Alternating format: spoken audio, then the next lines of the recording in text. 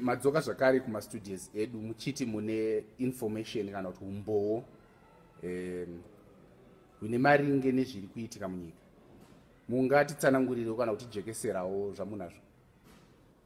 Information yandinayo inotoda minister, the kana state security kana the information. Information yamunayo inotoda state security? Hongo. Zvichireva kuti muri kutadza kusvika kwavari here kana kuti hamuzive kune maoffices? Kungoti pakaitwa reshuffle last week but one handichaziva kuti minister we-information aripo ndiani kana we-security wacho. Kukubatsirai nekukuvawana tingangokubatsirai, asi isu tinoda kuziva kuti sezvo mamboita chivini chekusvika pano nhasi hamukwanisi here kutiudzawo kuti kana kutisiyirawo kachidimbo kezvamunazvo? Inotoda muma-closed doors because information handinayo iri confidential. Handiti munoona pano pamastudios pedu pari secure, saka ndinovimba kana mukazvitaura muri pano muri safe.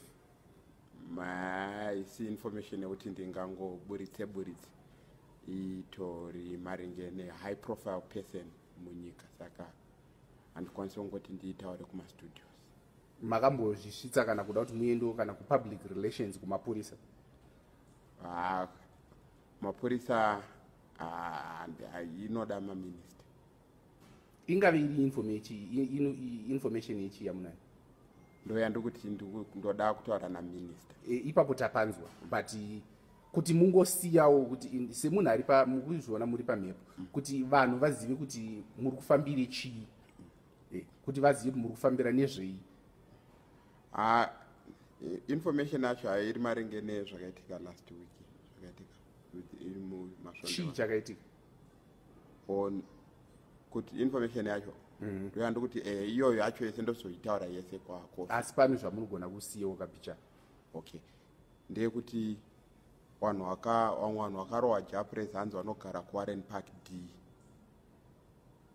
Vakarohwa Japres vanogara kuWarren Park D? Asi vakamhanyisa endi muridzo hanzi ndeyekubhangeti.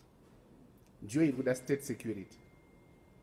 Ndangofunga kuti since iri nhau ine ka-violence mukati inenge ichida kuti munhu acha inindi ndinge ndakaprotectika.